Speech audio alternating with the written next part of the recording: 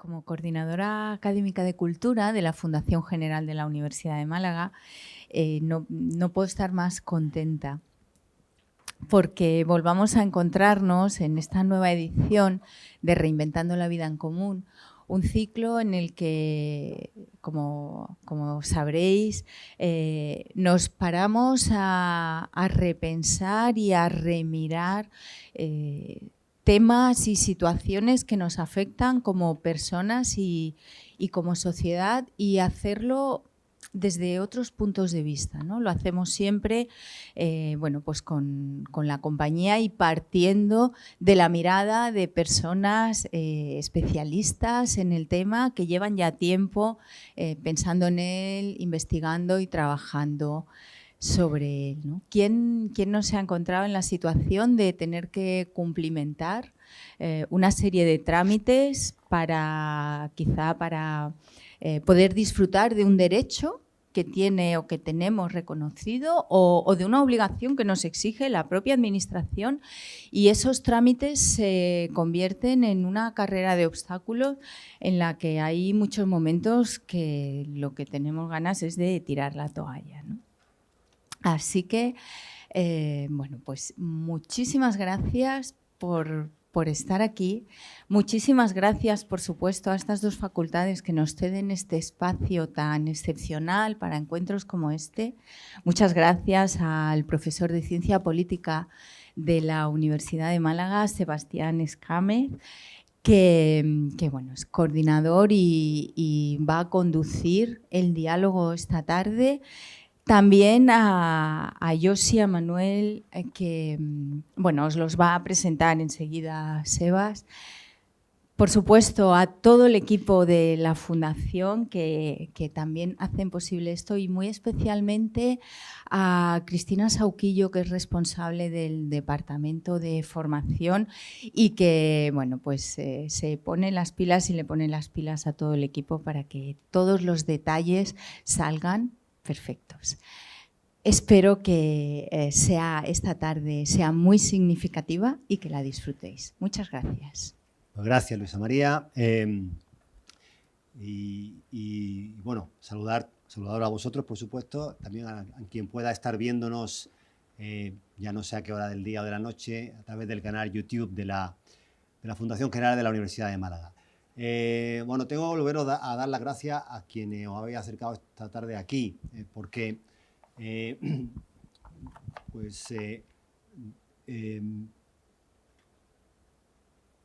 los que estáis aquí hoy en la sala de estudios del complejo de estudios sociales y del comercio, estáis respondiendo a la idea de estos encuentros, ¿no? La idea de estos encuentros que comenzamos hace 4 años bajo el rótulo Ideas Nuevas para un Futuro Común, después Reinventando el Futuro Común. Pues no solamente es abrir camino a temas emergentes dentro de la agenda pública, sino también convocar a personas que pueden estar interesadas o que están trabajando en estos temas emergentes, y hacerlo, por una parte también para generar redes entre ellas, y por otra para contar con vuestras opiniones, puntos de vista acerca de estas cuestiones muchas veces poco conocidas o poco trabajadas, ¿no? Y contar con vuestras opiniones, vuestros pareceres para elaborar un material audiovisual que muchas veces es de lo poco que existe acerca de un tema. Concretamente sobre violencia administrativa, si uno va a Google, va a encontrar muy poco, y va a encontrar, si hablamos de España, ¿no? Va a encontrar vídeos de la Red Europea contra la Pobreza, cuya filial gallega pertenece Yosi Atillo, y poco más. Y posiblemente a partir de esta tarde también una grabación de este evento. Y me tengo que unir a los agradecimientos, por supuesto, a las facultades que nos hospedan, la Facultad de Estudios Sociales y de Trabajo, de Comercio y Gestión, al equipo de la Fundación que hace esto posible, y de nuevo a los ponentes, por haber aceptado el reto de hablar de un tema sobre el cual realmente no existen especialistas, ¿no? O sea, sino existe gente interesada, en este caso un académico interesado como Manuel Moreno Linde, y personas que están en la resistencia contra este fenómeno, como es el caso de Yosi Atillo. A Yosi además le tenemos que agradecer pues el haberse desplazado desde La Coruña, ¿no? El lugar de donde salió esta mañana a las 6 de la mañana para poder llegar hoy aquí, ¿no? Y bueno, entendemos por violencia o maltrato administrativo un perjuicio material, psicológico o físico que causa la burocracia. Hasta donde yo alcanzo a saber, el término violencia administrativa es acuñado por Dean Spade para referirse al daño que genera el aplicar o considerar el género como categoría administrativa, ¿no? Esto es lo que yo sé. Bueno, pues por caso típico pues sería el tratamiento procustiano, ¿no?, de las personas trans en prisiones. En España han sido las filiales castellano-manchega y gallega de la Red Europea contra la Pobreza pues las que han acudido, ¿no?, a este término, han hecho campaña contra los obstáculos administrativos que bloquean a servicios y prestaciones básicas pues de manera suficiente y a tiempo a personas muchas veces con gran necesidad, y es por eso precisamente que hemos querido contar con Josie Atillo. Con todo, la denuncia de la violencia administrativa en nuestro país pues tiene un hito anterior a que la filial castellano-manchega y gallega de la Red Europea contra la Pobreza pues alzara la bandera contra la violencia administrativa, y ese hito es el libro Silencio administrativo de Sara Mesa, ¿no?, que es donde bueno, pues se narraba el calvario burocrático de una persona sin hogar que optaba a una renta mínima de inserción. Como trama de la conversación de esta tarde vamos a contar con dos ponencias que se refieren al maltrato administrativo en el ámbito público. Sin embargo, como cualquiera que haya intentado darse de baja en Vodafone o haya intentado transitar de la tarifa libre a la regulada del gas o haya intentado sencillamente hacer un pago bancario en los últimos tiempos, pues se habrá dado cuenta que también, por supuesto, en el ámbito privado el maltrato administrativo no es infrecuente. De hecho, David Graeber explica muy bien en La utopía de las normas pues cómo el auge de la burocracia y el tiempo que empezamos a consumir cada vez más en papeleo, sobre todo a partir de los años 60, debe mucho a las dinámicas corporativas estadounidenses.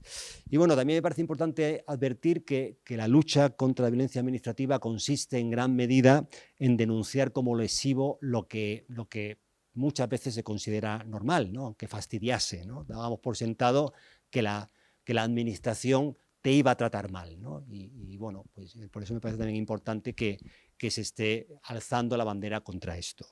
Nuestras expectativas de lo que corresponde hacer a la administración pública, por supuesto, van a incidir en el umbral de donde entendemos que comienza la violencia, lo inaceptable, ¿no?, y donde no.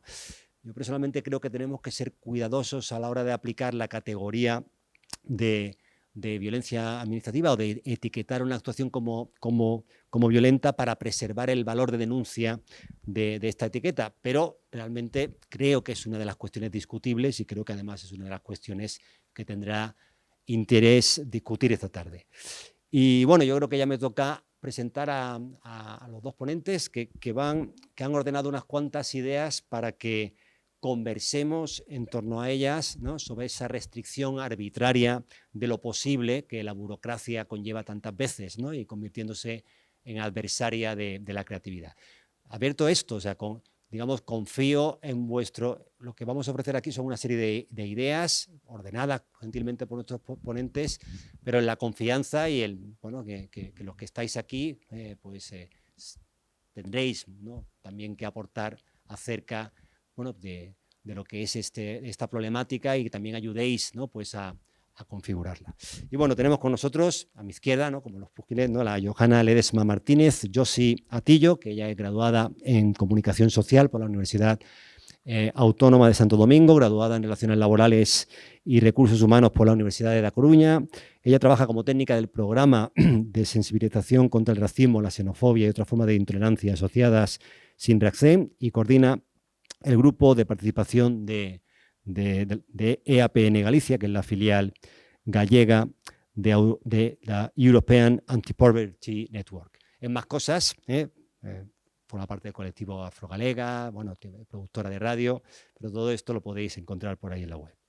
Y bueno, Manuel Moreno Linde, él es doctor en Derecho Administrativo, profesor de Derecho Administrativo de esta universidad, y su línea de investigación pues son muchas: urbanismo, vivienda, contratación pública, aspectos sociales del administrativo, que es por lo que está aquí hoy, derecho a la ciudad, participación ciudadana. También más cosas, y también me permito remitiros a la invitación web de este evento, donde también hay algunas ideas más acerca de esta cuestión, ¿no? Y bueno, sin más, pues pidiéndoos un aplauso para nuestros dos ponentes, pues le cedo la palabra a Josi Atillo. Bueno, muchas gracias por hacerme madrugar para llegar hasta aquí. Y solamente por deferencia a mi madre, no es Rodríguez, sino Ramírez. Bueno, mi nombre es Josi, o sea, realmente yo soy Ana Ledesma, pero los amigos, como ustedes, pues me pueden llamar Josi. Entre esas muchas cosas que decía Sebastián, que soy, bueno, pues soy mujer, soy migrante, tengo aquí en España 16, te contaba, ¿no? 16 años, y efectivamente soy parte del equipo que trabaja en Accent, que es una organización sin ánimo de lucro que trabaja con personas migrantes y refugiadas, pero también con esas personas que se encuentran en riesgo de exclusión independientemente de su origen o religión. Y hace unos años ya que soy coordinadora del grupo de participación de APN, que es una organización, bueno, que es de ámbito europeo, luego estatal, y finalmente pues yo estoy en el grupo de participación de Galicia. Y el tema que les traigo es, bueno, hablaremos de violencia administrativa, pero aprovechando que tengo aquí un profesor de Derecho Administrativo, desempolvé los apuntes de la materia. A ver si apruebo. Ya me dirá usted, ya me dirás si apruebo. Porque para nosotros en la EAPN, y para mí, que vengo del área de comunicación, es importante el uso del lenguaje. Ustedes no van a escuchar de mí durante estos minutos tecnicismos innecesarios, ni tampoco lenguaje académico. No porque tenga nada en contra, o igual sí que tengo algo en contra, pero la intención de mi presencia aquí es que todas las personas que escuchen lo que digo lo entiendan, ¿vale? Entonces, lo primero que les propongo es analizar quién hace qué y para qué. Y entonces, primero pienso en el Estado, ¿no? El Estado, ese ente que se encarga de administrar nuestros recursos. Así, de una manera muy sencilla, ¿no? Y al mismo tiempo intenta, pues, evitar el abuso del poder. Perdón, les pasé. Y luego entiendo que el Estado, como un mecanismo para conseguir su objetivo, utiliza esas herramientas que son las leyes, ¿no? Y que, así dicho muy bonito, que parece de concurso de belleza, pues intentan buscar que se mantenga la paz social. Y además son de obligado cumplimiento. Y llega la administración pública. Me gustó mucho esta frase que encontré por ahí. Es el brazo ejecutor. ¡Qué guay! ¿No? Pues nada, es la misma acción del Estado cuando reparte esos poderes que nosotros, los ciudadanos, le hemos dado. Y finalmente llega el derecho administrativo, que es como el fiscalizador, el que va a regular esa relación entre el ciudadano que le ha dado el poder al Estado y cómo lo gestiona la administración. Entonces, jolín, dicho así, uno lo ve y dice, pues eso está fetén, completo, 5 estrellas, lo tenemos todo. Tenemos por un lado el Estado que administra y divide los poderes, las leyes como herramienta, el que ejecuta, que viene siendo como el repartidor, y el derecho administrativo para vigilar que todo esto esté. Profesor, ¿usted qué opina? ¿Más o menos? Más o menos, sí. Pero entonces luego pasa esto. ¿Qué pasa con la pobreza en España?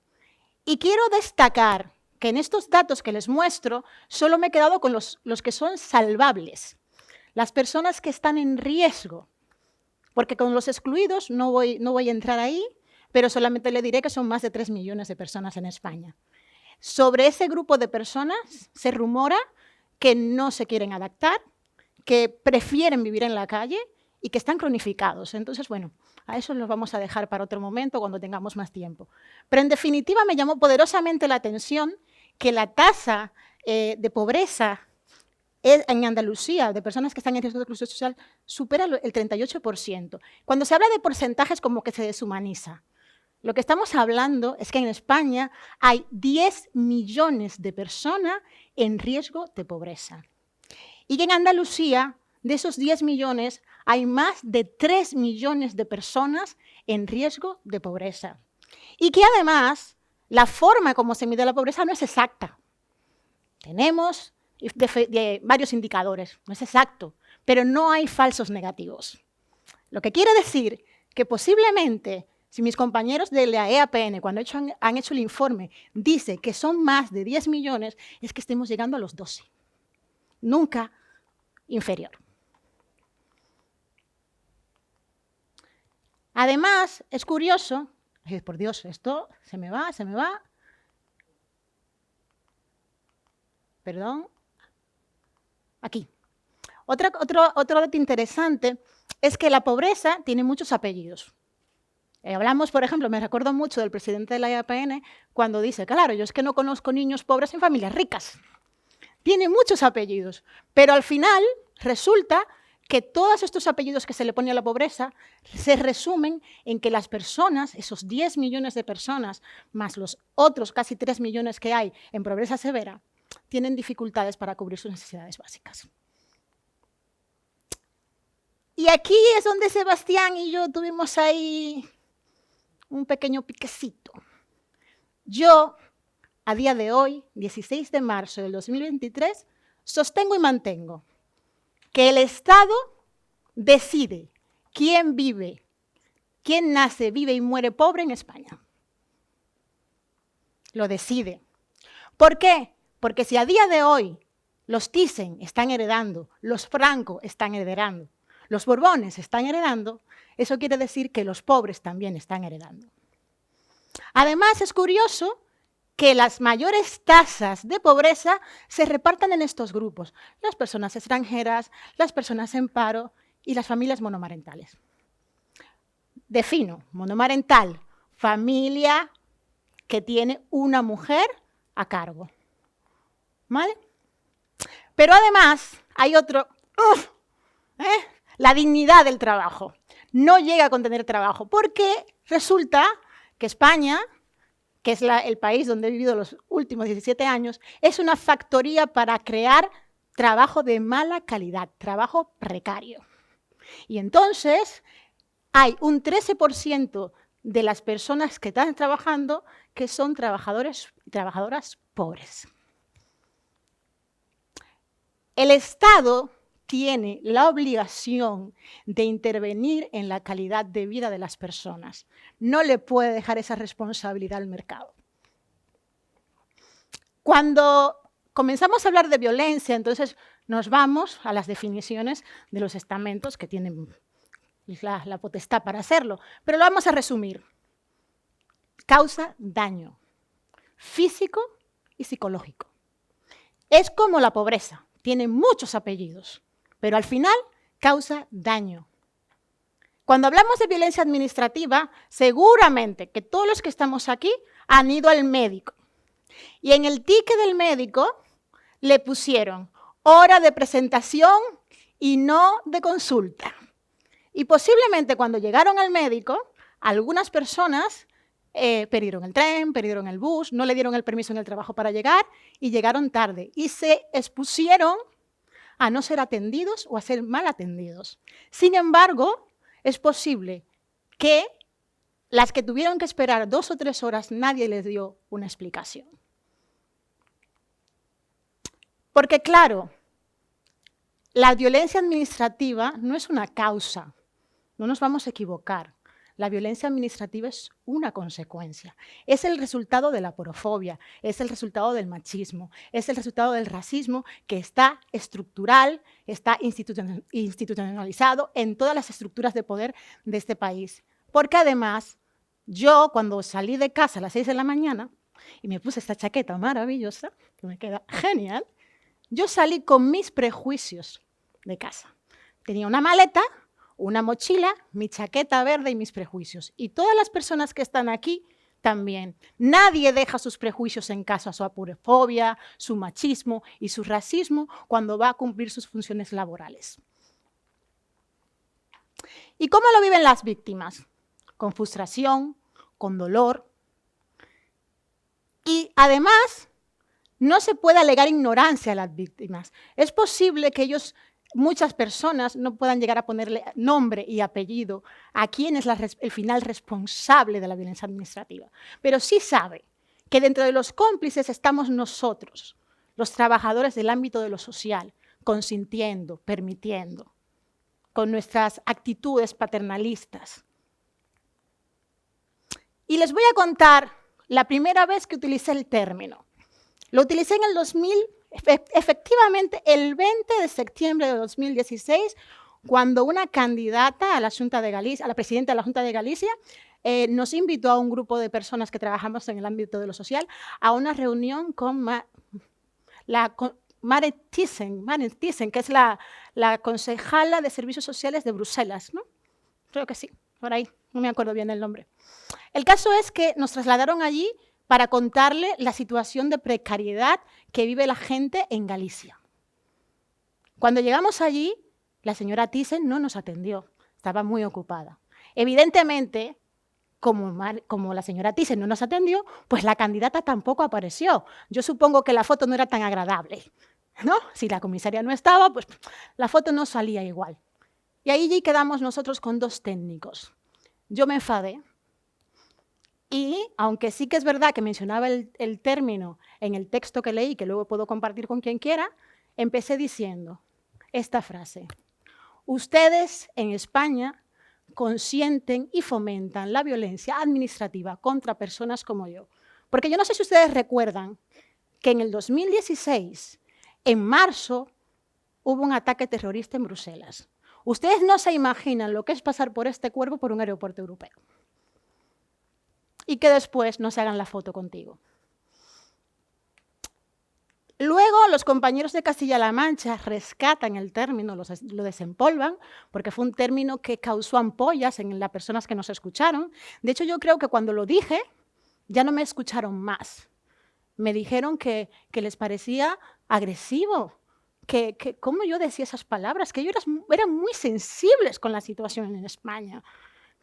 Bueno, incluso llegaron a llamar a mi trabajo para saber quién era yo y qué hacía. En el 22, los compañeros desempolvan este término y sacan un primer manifiesto.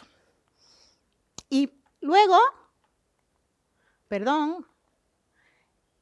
Galicia toma el testigo y en el encuentro de participación ya se le pone carácter y entonces creamos junto a 60 personas el grupo de participación. Los grupos de participación son encuentros donde están presentes las personas que experimentan pobreza, los usuarios de las ONGs para las que trabajamos, donde son ellos los que exponen sus problemáticas y las posibles soluciones. Estas serían las propuestas que se trabajaron en ese encuentro de participación. Y yo me voy a quedar con la que a mí en esta tarde creo que puede edificar más. Las personas atienden a personas y hay que abastecer si hacen falta personas, pues habrá que contratar más y coordinar y humanizar los recursos. Estas propuestas están también colgadas si alguien las quiere buscar. Y finalmente, para los que tengan un smartphone, le hemos hecho ahí un test para investigar cómo es tu relación con la administración. Queríamos saber si tu relación con la administración es tóxica. Recordemos que una relación tóxica genera daño, es violenta, ¿no? A una o ambas partes. Entonces, nada, están invitados a hacer el test. Yo me voy a reír mucho cuando lo vea y espero que, bueno, que no sea tan tóxica, por lo menos. Queda ahí. Recordarles que independientemente del resultado que tengan estas 6 preguntas que ustedes contesten, lo importante es la reflexión, de saber el privilegio de las personas que estamos aquí cuando vayamos a llenar este formulario.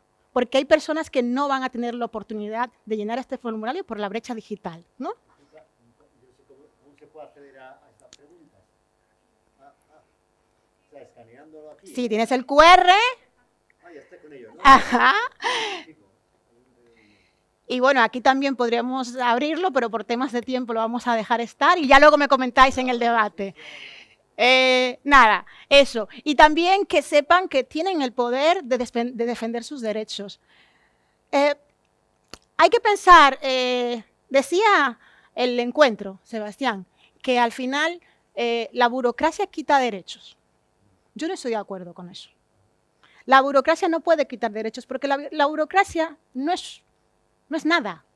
La burocracia es algo que se ha creado por la administración. La administración son personas. Quien te quita el derecho, quien te quita los derechos es el Estado. Si le vamos a dar una categoría a la burocracia, yo así poéticamente diría que la burocracia es un látigo que ese brazo ejecutor usa y que en función de unas cuantas cosas que te atraviesen, te puede dar un latigazo, 2 latigazos, 3 latigazos. Pues bueno, pues eres una mujer racializada, pues te tocan 2 latigazos. Pero es que además eres pobre, pues venga, 2 más. La burocracia, decir que la burocracia te quita derechos de alguna manera es tirar balones fuera. ¿Vale?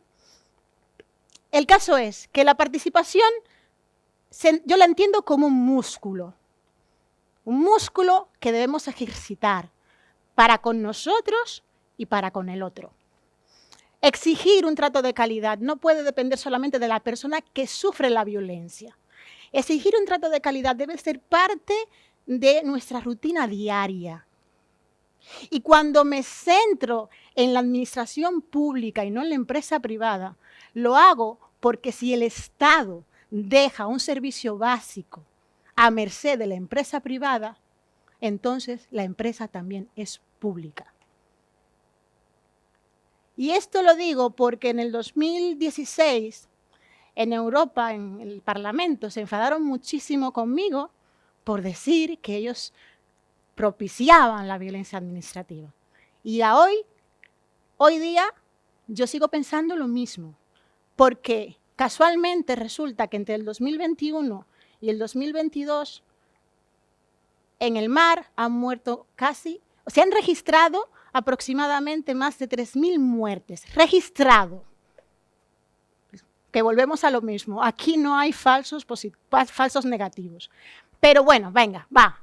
Esos mueren en el mar, efecto llamada, España para los españoles, Europa para los europeos. No me gusta, pero lo compro. Pero es que en Madrid, a día de hoy, desde hace más de 2 años, hay 4.000 familias sin electricidad. Y de esas 4.000 familias hay más de 1.800 niños sin electricidad.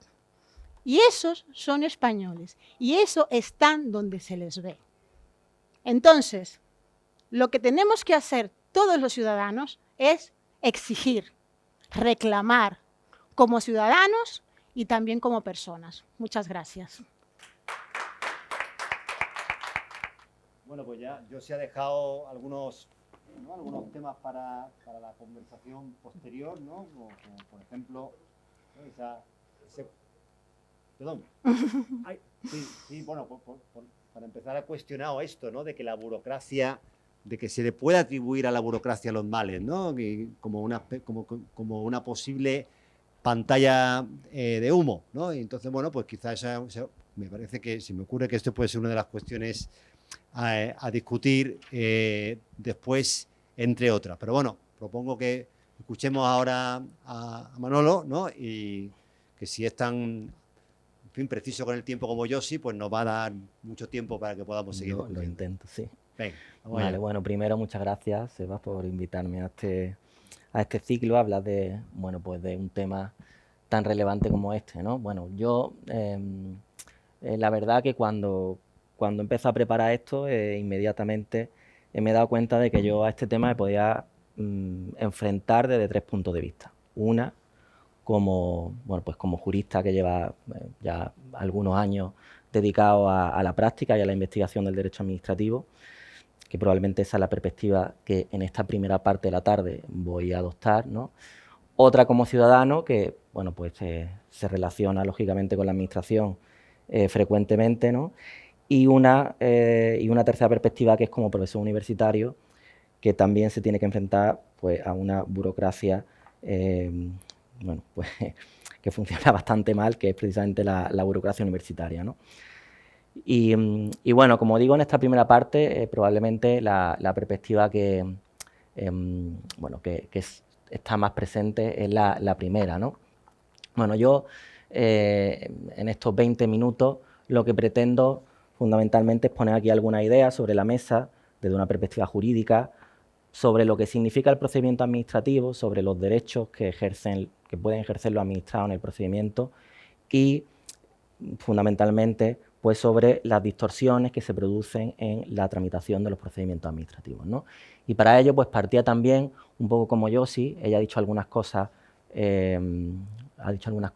sobre las que yo también quería decir algo, ¿no? Y pues en primer lugar quería partir de, bueno, pues de la idea del derecho administrativo y de por qué o cómo surge la burocracia tal y como la entendemos ahora, ¿no?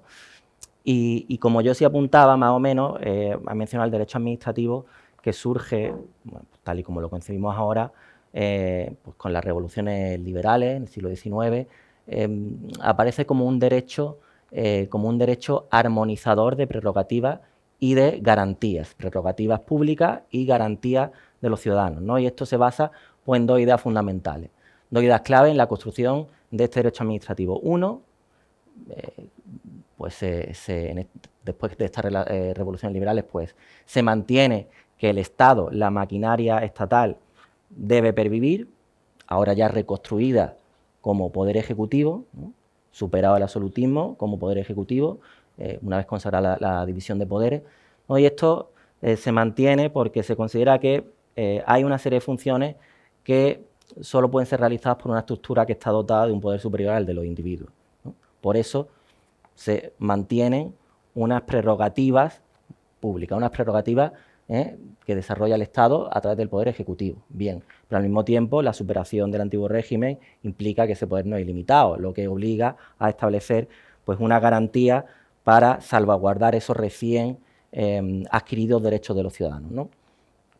Claro, ¿cuáles son esas garantías? Pues bueno, el principio de legalidad, que supone que todos, también los poderes públicos, se someten al derecho, el principio de responsabilidad en el ejercicio de esas prerrogativas y lo que a nosotros nos interesa hoy esta tarde, el reconocimiento de unas garantías procedimentales, la burocratización de la administración, ya digo, con la administración tal y como ahora la concebimos. Es decir, se consagra la idea de que el procedimiento administrativo es pues la vía a través de la cual se articula los procesos de toma de decisiones públicas. Bien. Y de esta forma, el procedimiento administrativo pues vendría a cumplir, y actualmente pues así se ha concebido, otra cosa en lo que haya degenerado el procedimiento administrativo pueda degenerar, pero el procedimiento administrativo cumple dos funciones fundamentales. Uno, garantizar los derechos de los ciudadanos. A través del procedimiento administrativo, los ciudadanos hacen valer sus derechos antes de que la administración adopte una decisión, ¿no? Primera idea.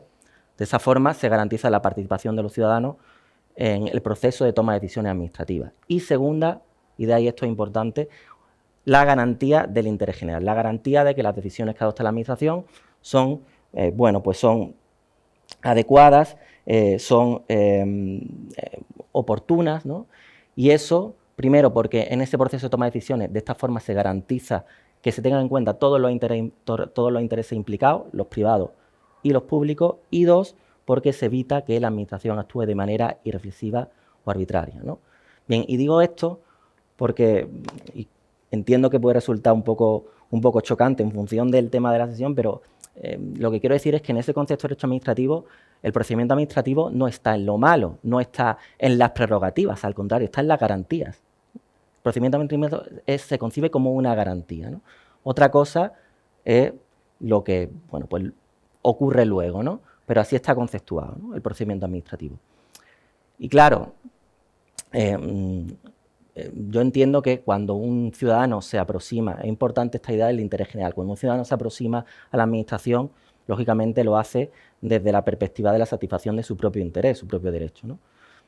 Entonces eso es lo que lleva a decir, ¿por qué tanto trámite? ¿Por qué tengo que presentar este papel? ¿Por qué ¿no? Aparece el procedimiento administrativo se concibe como una traba al ejercicio de sus derechos, cuando realmente, tal y como se concibe, como lo contrario, te garantiza a través del procedimiento que la Administración va a adoptar una decisión después de haber valorado todos los intereses en juego. Y es que esos intereses en juego están también el interés público. Esto lo digo porque, claro, uno va a la Administración, es decir, dame lo mío, dame lo que me corresponde, pero a veces ese interés privado choca con el interés público, con el interés general, ¿no? Entonces, esta cuestión también se tiene que tener presente, ¿no? Bien.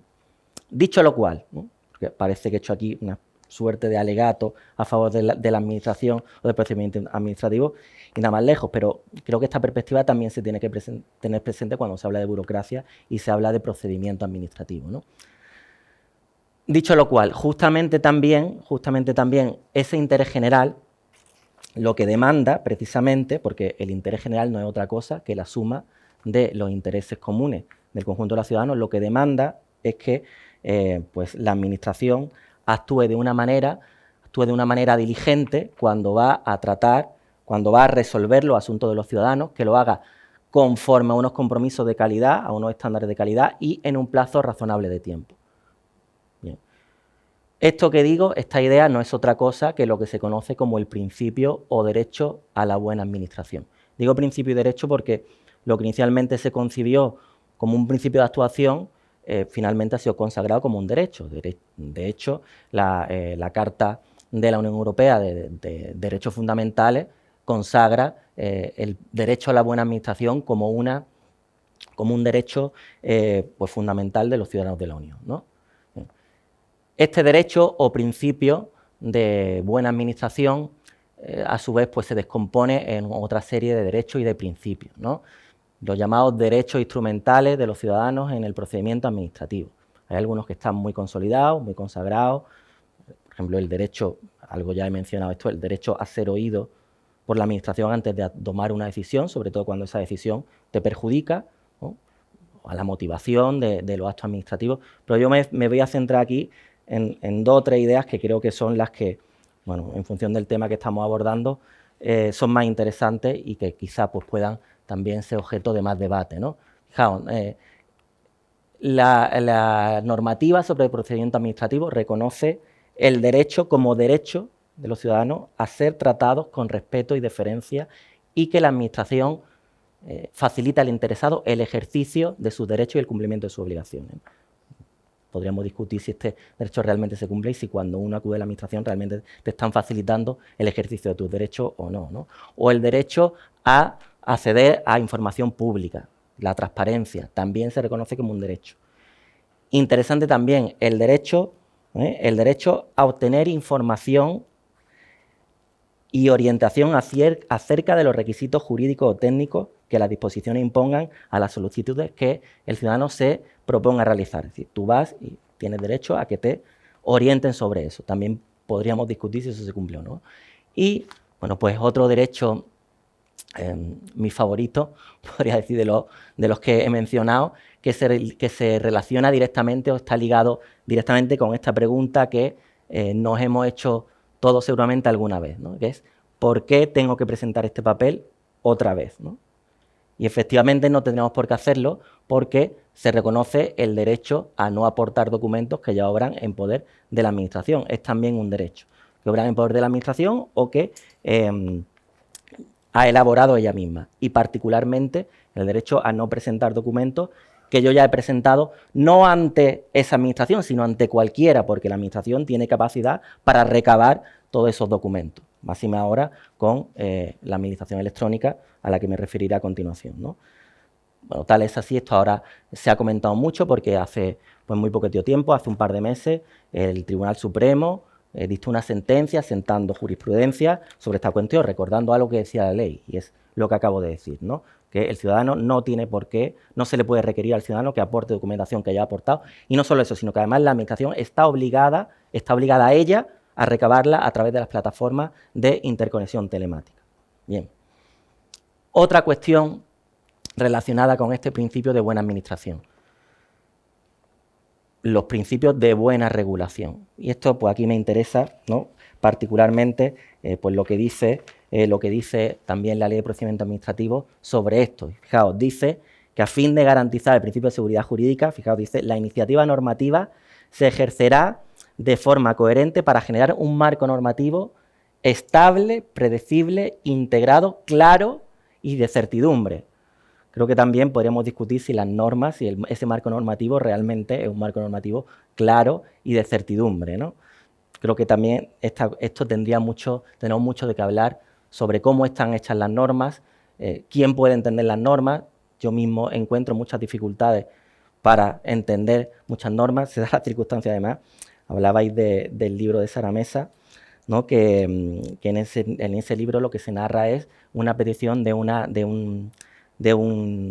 renta mínima de inserción social, que es como se llama en Andalucía, porque además narra, creo, de Andalucía, que justamente en el año 2017 se aprobó un decreto ley que instauraba esa renta. Es que se da la circunstancia, esto ha sido una coincidencia, de que yo tuve que hacer un trabajo sobre esa norma. Me encargaron, fue un trabajo pues que recuerdo con cierto horror, ¿no? Y que fue, para mí, me aportó poco, porque en fin, era una norma efectivamente muy complicada. Una norma muy complicada. A mí me costó muchas veces encontrar exactamente el sentido de lo que decía, tantos requisitos. Así que, bueno, pues me hago un poco cargo de si para mí esto era muy difícil, para las personas que son las que tienen que solicitar esta ayuda, que están además generalmente en una situación de vulnerabilidad, pues algo no funciona aquí, ¿no? Y justamente eso es lo que me pregunto, ¿por qué no funciona? Si se reconocen todos estos derechos, ¿no? ¿Por qué al final no tenemos una buena administración? Pues yo daría en este momento 2 razones. La primera de ellas es que el contenido de estos principios y estos derechos al final es muy difuso, es muy indeterminado, y eso dificulta reconocerle un verdadero valor o efecto prescriptivo, ¿no? Ahora el legislador tiene una tendencia de hace unos años a recoger en todas las regulaciones un listado enorme de principios y de derechos que al final se quedan en nada, porque cuando se habla o se trata con tanta ligereza de conceptos jurídicos tan importantes como son los principios o los derechos, pues eso al final termina por despojarlos de su verdadera naturaleza y de su verdadero carácter prescriptivo. Como digo, al final se quedan en un puñado de buenas intenciones que, bueno, pues realmente no son obligaciones de la administración para los ciudadanos, ¿no? Y eso es por esa tendencia a poner un montón de principios y derechos que, ya digo, al final no son nada, ¿no? Por otro lado, la cuestión de la responsabilidad. ¿A quién pedimos responsabilidad en estos casos? Porque fijaos, las normas reguladoras del procedimiento administrativo lo dicen expresamente, las personas que están al frente de las unidades y los órganos administrativos son responsables de la tramitación y la resolución de los procedimientos. Es más, dice que los propios ciudadanos, los interesados, pueden solicitar a la administración la exigencia de esa responsabilidad a sus propios empleados. ¿Qué pasa aquí? Pues que al final identificar a esos responsables es imposible, porque en la práctica, la dilación en la tramitación de los procedimientos, las incorrecciones en la tramitación de los procedimientos, muchas veces no son consecuencias o no son imputables a una falta de rendimiento de los empleados, es una cuestión mucho más estructural. Entonces al final dices, ¿a quién me quejo, ¿no? ¿Quién responde de esto? Es difícil identificar a los responsables, ¿no? Y dicho esto, otra cuestión que quería abordar, que yo creo que también dará luego para que debatamos, es la cuestión de la digitalización y la administración electrónica, en definitiva, ¿no? Esto no es algo que sea totalmente nuevo. Ya en el año 2007 se aprobó una ley que reconocía, una ley sobre acceso a los servicios públicos por medio electrónico, que reconocía este derecho a relacionarse con la administración por medio electrónico. ¿Qué pasa? Que pues con las nuevas leyes de régimen jurídico y de procedimiento administrativo de 2015 esto se ha reforzado mucho, hay una regulación ya mucho más profusa de esto, incluso se reconocen más derechos a los ciudadanos en relación con todo esto, ¿no? Y de esto pues yo creo que la cuestión ahora más relevante es, bueno, pues el derecho que se reconoce en principio a las personas físicas a elegir el medio electrónico o no a través del cual relacionarse con la administración, ¿no? Además, se dice que ese medio tú lo puedes cambiar en cualquier momento. Puedes empezar en presencial, con papel y cambiarte a electrónico o viceversa, ¿no? ¿Qué es lo que ocurre aquí? ¿Cuál es el avance de la nueva ley? Que establece la obligatoriedad de esa relación para determinados colectivos, empezando por las personas jurídicas, es decir, las empresas, las asociaciones, las fundaciones, están obligadas a relacionarse por medio electrónico. Podríamos, ahora volveremos sobre esto. Profesionales colegiados, empleados públicos, bueno, una serie de colectivos. Pero es que además la ley permite extender esta obligación a colectivos de personas físicas, a determinados colectivos de personas físicas para determinados procedimientos, dejando esto bastante abierto, ¿no? Dice que, bueno, se podrá hacer, extender esta obligación, es decir, establecer la obligación de relacionarse por medio electrónico a colectivos cuando por sus circunstancias se acredite que tienen capacidad para hacerlo. Pero esto queda, bueno, un poquito ahí amplio, de manera que a través de este último supuesto se pueden colar ahí colectivos que, bueno, es discutible que tengan esa facilidad, ¿no? Claro, ¿qué es lo que ocurre en definitiva? Pues que lo que antes era un derecho se ha configurado ahora como una técnica general de organización administrativa.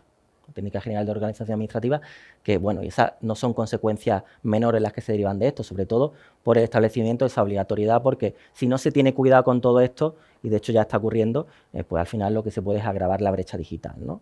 En todo esto. ¿Cómo se trata de paliar esto? Bueno, pues reconociendo a su vez un derecho a ser asistido a través de los medios electrónicos, a ser asistido en el uso de los medios electrónicos. Pero aquí la normativa pues, incurre en una, bueno, yo creo una paradoja difícil de entender, porque justamente se reconoce este derecho, pero se excluye de este derecho a las personas que están obligadas a relacionarse por medio electrónico. O sea, me obligas a relacionarme por medio electrónico, pero además, encima, me quitas el derecho a ser asistido en el uso de esos medios electrónicos. Claro, esto pues, se entiende mal y de hecho pues, bueno, habría que ver cómo interpretar esto que dice la ley, ¿no? Y bueno, una última cuestión, y con esto ya pues, podemos hablar lo que queráis. Bueno, esto era un ejemplo también de los problemas de la digitalización de la administración, que es bueno, las caídas del sistema, que bueno, pues, también es un problema. Hablaba antes de la burocracia universitaria, esto era una cuestión precisamente de burocracia universitaria, que pues ocurrió esto, ¿no?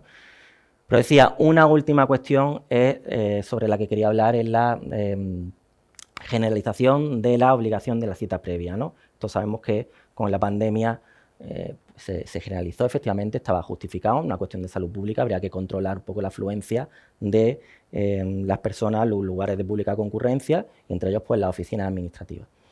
¿Qué es lo que ha pasado? Que superada la pandemia, esta obligación se ha mantenido para un montón de servicios en todas las administraciones públicas, ¿no? Esto pues, es bastante discutible porque bueno, la cita previa que se mantenga está muy bien como opción. Pues te puede ahorrar tiempo, estupendo, pero no como obligación, ¿no? Entonces aquí planteaba bueno, en interés de quién se mantiene esta medida y si es justificable conforme a derecho. Y bueno, pues yo diría que no, ¿no? Para empezar, en interés de que se mantiene, de quién se mantiene la medida, desde luego no es del administrado, será de la propia administración o de los empleados de la administración. Y ojo, la administración no tiene fines propios. Los fines de la administración son satisfacer los intereses generales. Tú no puedes adoptar una medida que está pensando en la propia administración y no en los ciudadanos, ¿no? ¿Y es justificable conforme a derecho? Pues yo creo que no.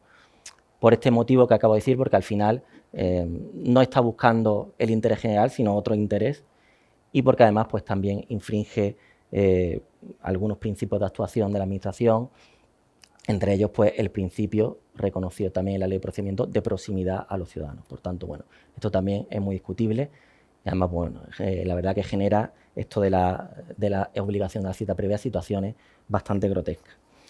Y nada más, algunas ideas que quería apuntar, hablamos ahora lo que queráis.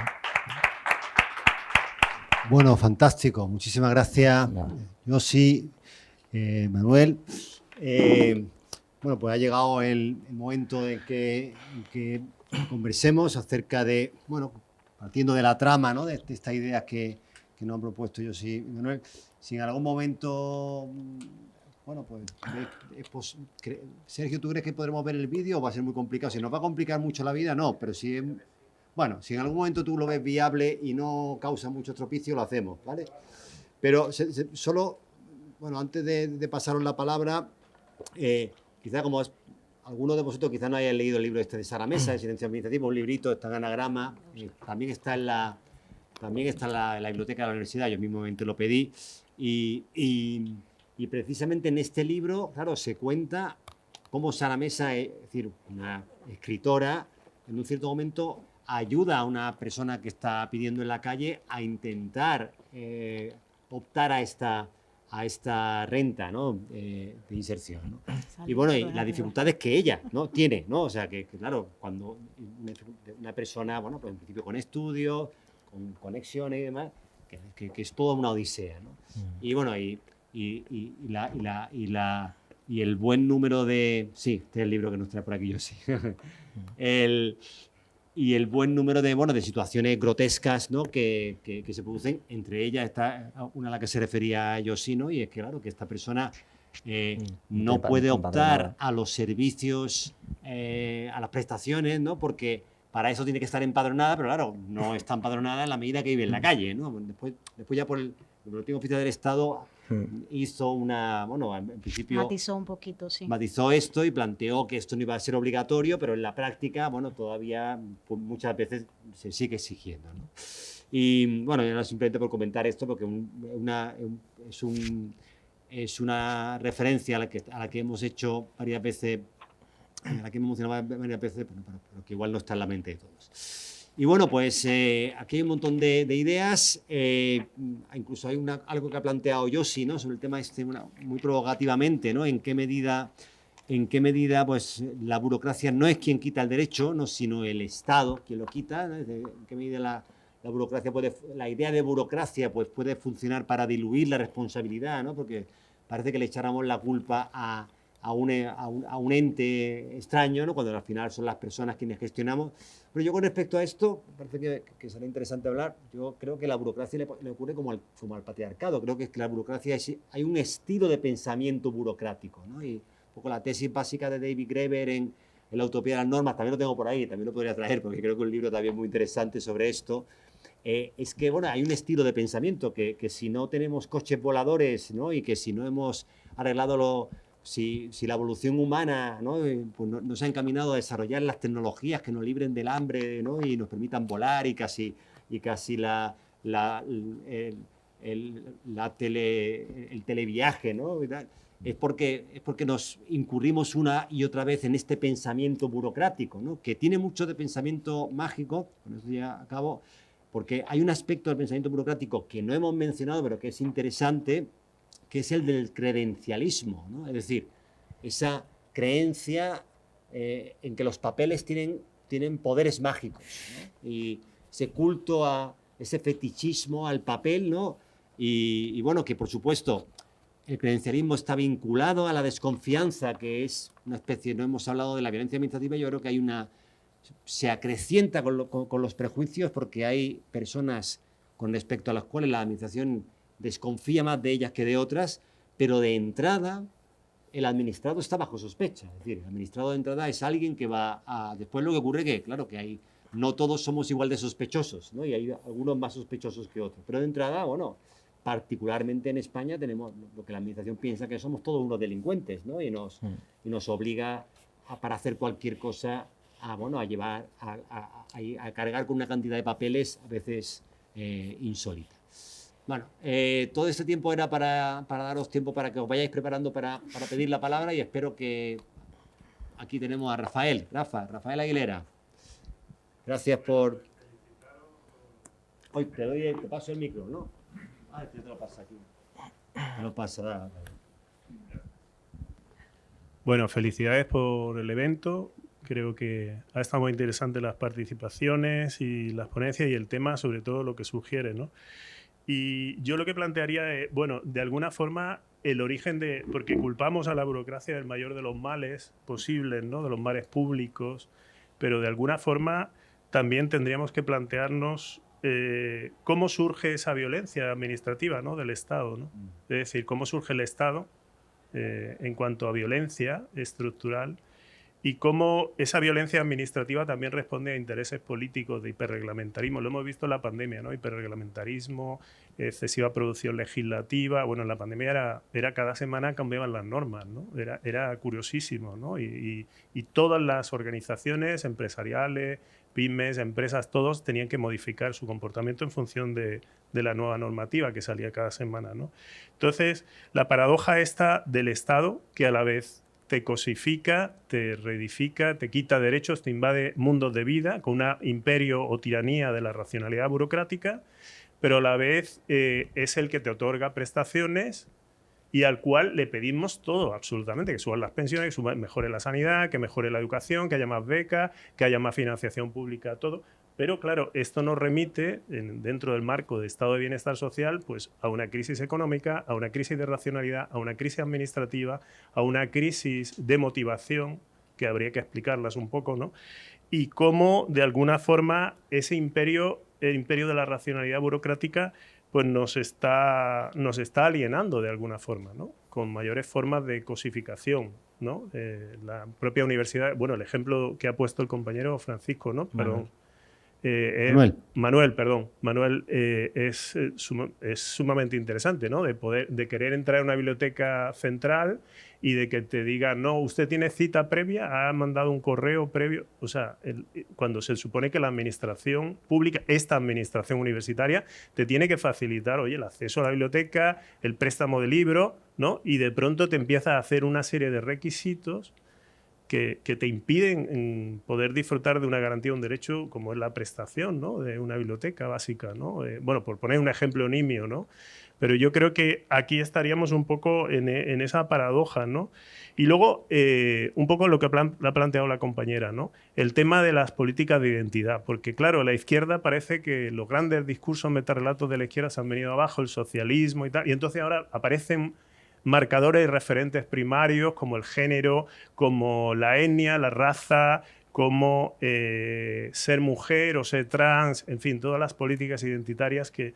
Y claro, el Estado sigue siendo un monstruo, el Estado liberal, como tú muy bien has dicho, Manuel, sigue siendo un monstruo frío. O sea, es un monstruo feo que no entiende de género, ni de raza, ni de etnia, ni de... Simplemente trata a todos, se supone, bajo el principio de igualdad jurídica, con cierta igualdad, pero hay una especie de ahí victimismo, giro afectivo emocional, nos victimizamos como grupo identitario frente al Estado y entonces, bueno, de alguna forma estamos llevando a una mayor polarización y crispación política en nuestras sociedades, estamos llevando a una mayor fragmentación social, de ellos contra nosotros, los que somos trans o los que somos hetero, o los que somos mujer o los que somos...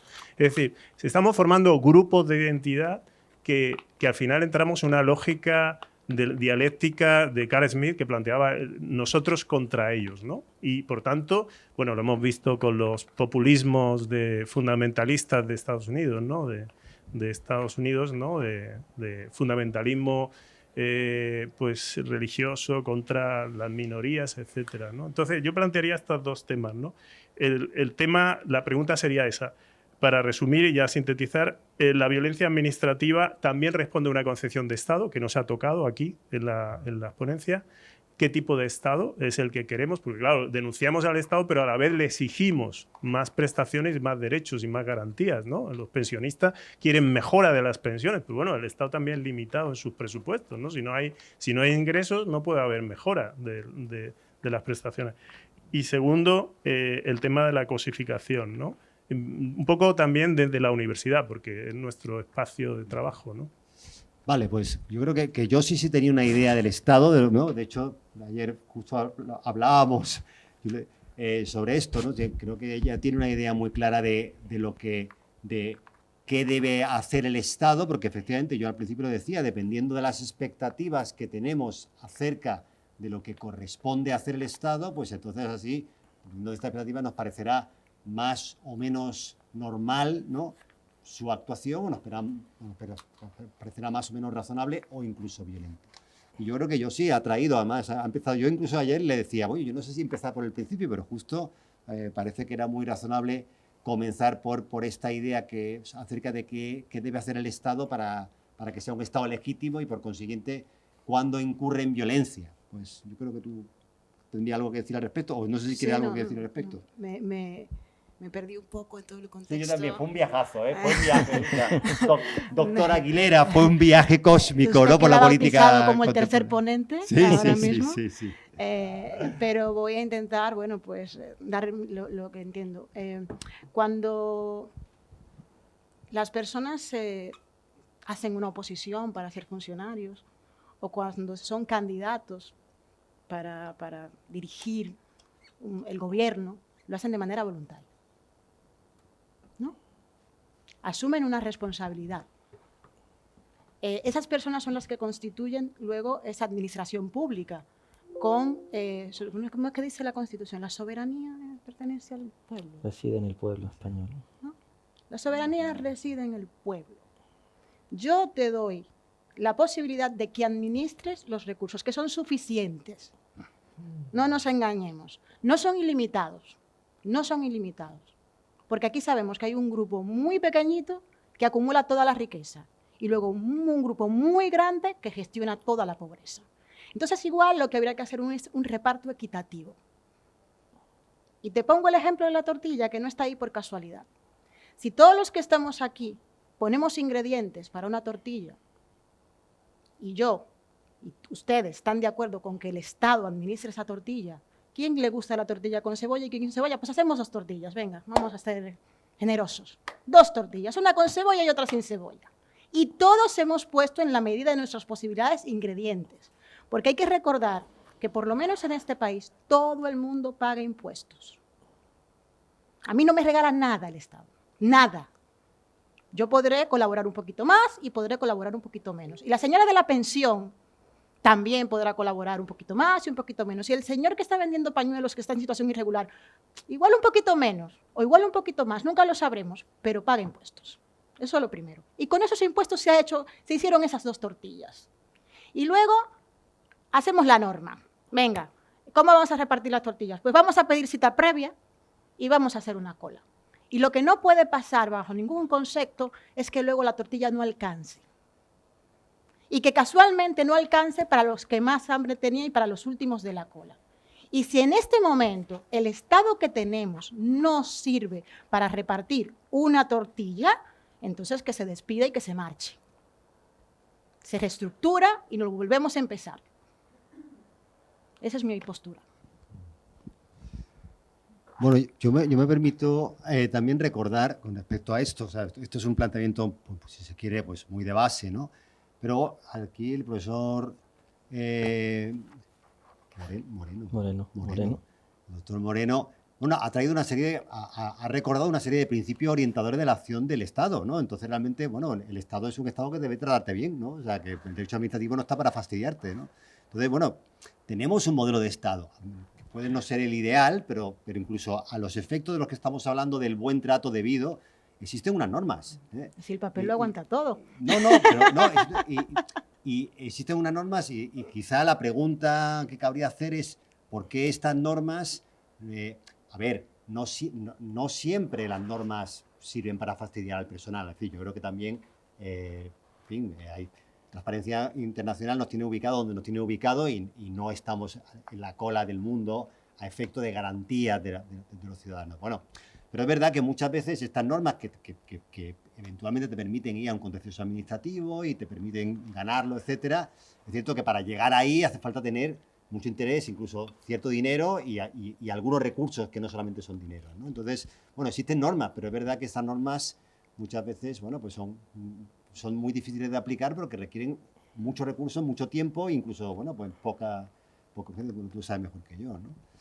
Y con respecto a esto yo me permito invitar a Manuel García a una intervención porque la teníamos justo antes de empezar esto, hablando un poco también de la relación entre burocracia y ficción, ¿no? O sea, como comentábamos, en qué medida la burocracia sirve, en qué medida en la práctica muchas veces el diseño de las políticas descuenta que en el camino de su ejecución pues hay una parte, por ejemplo, del presupuesto destinado al ingreso mínimo vital que no va a ser ejecutado. Pareciera que se descuentan, que se da por descontado, ¿no? Que no se va a ejecutar una parte, ¿no? Del mismo modo que, pues, que digo yo, que con seguridad Vodafone en su cuenta de resultados cuenta con que lo que te va a trincar por dificultarte salirte, ¿no? Darte de baja y tal, cuenta, yo estoy seguro que hay una parte del departamento jurídico también contribuye a los recursos, pues el Estado, lamentablemente, cuando viene a pensar en el interés general, pues a la medida en que está gestionado por políticos, estos políticos pareciera que estuvieran dándose. Estamos hablando de esto y me gustaría invitarte a que desarrollaras esta idea si alguien te pasa un micro, ¿no? Esta idea y cualquier otra que a ti o a cualquiera de los presentes se os ocurra, por supuesto. Sí, muchas gracias. Muchas veces uno tiene la sensación de que desde los gobiernos hay más preocupación en el relato que en el sustrato. O sea, hay un desfase enorme entre lo que se cuenta que se va a hacer, enormes campañas de generar unas expectativas en la ciudadanía que al final luego en los resultados generan una enorme frustración, sobre todo a los colectivos más desfavorecidos y más vulnerables. Y un ejemplo es, por ejemplo, el ingreso mínimo vital. Es una idea muy bien concebida, muy potente, pero con una ejecución muy pobre y unos resultados muy decepcionantes. Se generaron unas expectativas enormes en la gente, que esto iba a ser un elemento de seguridad ante la crisis de la pandemia y ante otras crisis económicas que puedan surgir con motivo de la automatización de los procesos, el fenómeno de los trabajadores pobres, pero la realidad es que ha habido muchísima menos gente, en torno a un 40%, de los potenciales usuarios, beneficiarios de ese ingreso mínimo vital, que el Estado tenía cálculos para saber quiénes eran esas personas, porque hasta los había cuantificado, pero que luego no le llegan. Es que el colectivo más grande son los non-take-up, las personas que ni siquiera han llegado a solicitarlo por la gran cantidad de requisitos, por la dificultad en la gestión a través de la administración electrónica,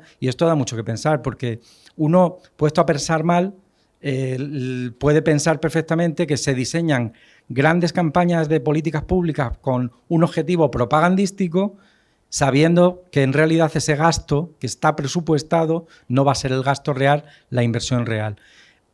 Desconfiemos siempre cuando un gobierno habla y cada vez más habla del presupuesto como mérito de sus políticas públicas. Es el mejor presupuesto, el mayor presupuesto de la historia, y analicemos muy bien la ejecución. ¿En qué se traduce esos presupuestos en la realidad material de lo que después han hecho en servicios sociales, en ayudas y en políticas públicas concretas? No sé si queréis comentar algo a lo que... Sí. No, yo sobre esta cuestión del ingreso mínimo vital y de la renta mínima de inserción social, bueno, yo creo que aquí hay varias cosas.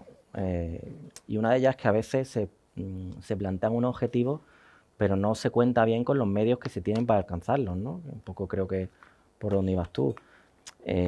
Yo creo que las normas que regulan prestaciones sociales, pues deben definir bien los requisitos, y hay que ser rigurosos con ellos.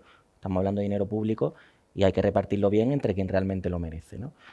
Entonces puedo entender que las normas puedan resultar complicadas de entender para quienes se van a beneficiar de ello. Pero claro, tú eso lo tienes que compensar con unos medios personales en la administración que faciliten eso. Lo que decía, ese derecho existe. Pero si al final resulta que tú no has dotado de medios personales a la administración como para que puedan hacerse cargo de todo eso, entonces cuando esa ayuda se pierde en el camino, ¿no? Bueno, yo esto no me entero, pero habrá alguien que me lo explique. Pues no. Y luego además, claro, esta gente pues te tratan mal porque resulta que están sobrecargados. Eso es a lo que me refería con lo de diluirse la responsabilidad, porque luego tampoco puede echarle la bronca al funcionario que te atiende en la ventanilla porque dice, yo no doy más de mí, ¿no? Entonces, claro, esto con el tema de las prestaciones sociales creo que es delicado porque, insisto, yo creo que tiene que regularse bien, que los requisitos tienen que estar, que tienen que ser rigurosos, pero claro, de alguna forma entonces, si vas a dificultar desde esa perspectiva la entrega de esas ayudas, tendrás que compensarlo de otra forma, dotando a la administración de mucho personal para que la gente no se quede en el camino porque no entienda lo que dice la norma. Sí, bueno, en este sentido, yo no sé si yo sí lo que puede decir, ¿no? Y la gente que sois trabajadores sociales o trabajadores sociales de información, a ver, hemos normalizado, y hay una industria, ¿no? Una industria del apoyo para tratar con la administración. Es decir, el gestor administrativo, el gestor financiero, el gestor laboral. Bueno, damos por bueno esto y aquí formamos a gente pues, para que se haga expertos en relaciones laborales y a partir de ahí gestione tus relaciones laborales. Una gestoría. Pero claro, realmente esta industria alrededor de la administración, ¿no? Que incluye incluso también la industria del trabajo social, que siempre está infradotada con respecto a lo que son los usuarios potenciales, el haber normalizado esto es también haber normalizado algo que es bastante escandaloso, ¿no? Y es que yo realmente para relacionarme con la administración necesito un intérprete, alguien que sepa mucho, porque sé que la administración, bueno, pues no me lo va a poner fácil, ¿no? Entonces, claro, yo creo que también esto es, hasta cierto punto, de normalizar que la administración es alguien que no te va a tratar bien o que no te va a dar todas las facilidades del mundo, ¿no? O sea, que incluso la gente que hace trabajo social como que juega contra la administración, a veces financiado por la administración, ¿no? Hay cosas así, ¿no? No. Buscándole las trampas al asunto, ¿cómo es la historia? No sé, ay, perdón, es que se me olvida que tengo el priganillo. No se trata de ir en contra de nada. O sea, yo tengo 10 años trabajando en el sector de lo social y no es que trabajes en contra de nada. Si ahora nuestros compañeros, muchos de nosotros nos dedicamos a parchear la ineficiencia de la administración. Nos pasamos el día intentando conseguir una cita en extranjería. En vez de atender a la gente, estamos pidiendo citas en el registro, para que entonces el registro de una cita, para entonces después poder... Es como un absurdo. Y claro, yo pienso siempre mal, entonces es como una especie de cadena de filtros, porque ya se sabe que no hay voluntad política, ya se sabe que posiblemente esas grandes partidas que se anuncian a bombos y platillos son propaganda política, que luego nadie va a fiscalizar el resultado efectivo de cualquier programa de política de empleo. Ya sabemos perfectamente que esas ayudas, esas prestaciones de dinero público no alcanzan para cubrir las necesidades básicas de las personas, no alcanzan. Y lo sabe. ¿Quién las creó? El señor, yo me imagino los de la administración que crean la literatura, así como topitos ahí escribiendo. Bueno, ese señor o esa señora que creó ese documento súper extenso y que incluso a un profesor de Derecho Administrativo le cuesta digerir. Estamos diciendo, es grande, ¿eh?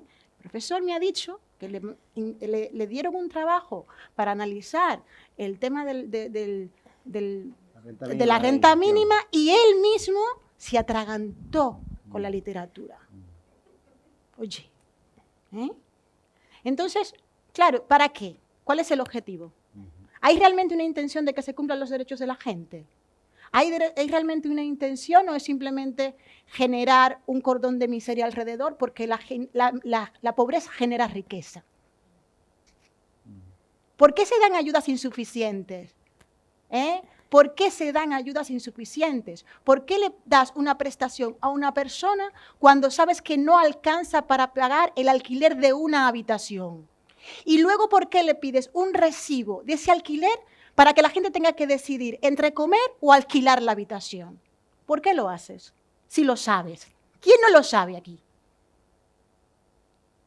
¿En serio hay alguien en la administración, ese señor Topito que está escribiendo ahí, no lo sabe cómo están los alquileres en España?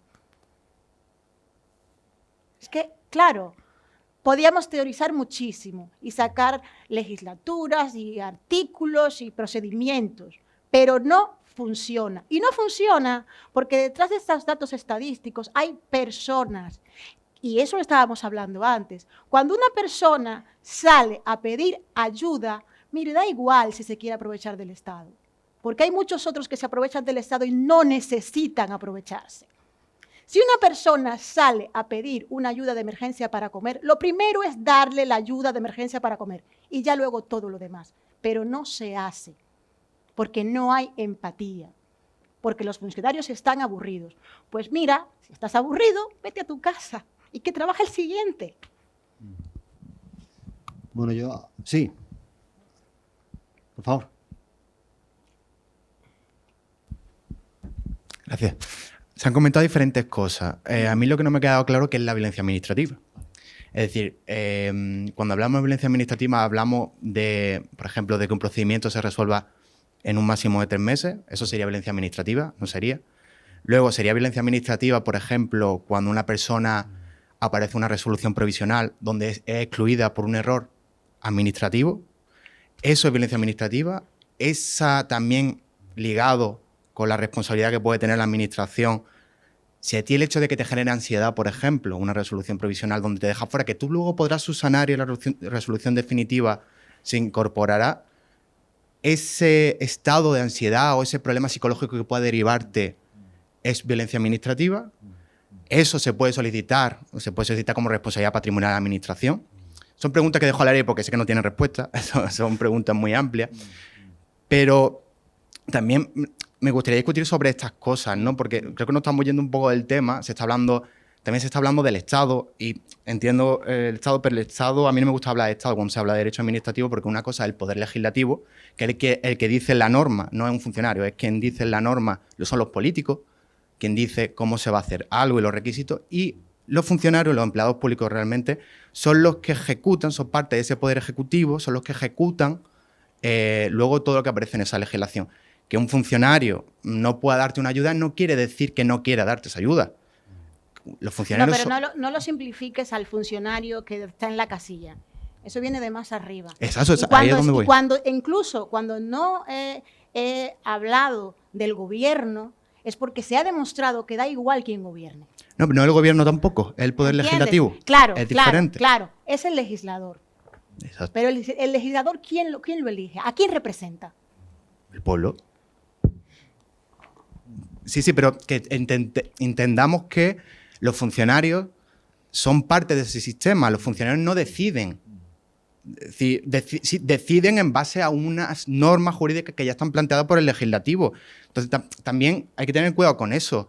Los empleados, yo es que trabajo con empleados públicos todos los días. Y trabajo en administración electrónica todos los días. Yo también. Sí es verdad que hay gente que es para echar la come aparte, pero la gran mayoría, por lo menos mi experiencia, es que intentan ayudar. Muchos de ellos están... Pero el tema, disculpa, no sé cómo te llamas. Curro. El tema es que cuando se trata de cosas tan básicas como la que estamos hablando, porque acuérdate que yo he basado la presentación en riesgo de pobreza y exclusión.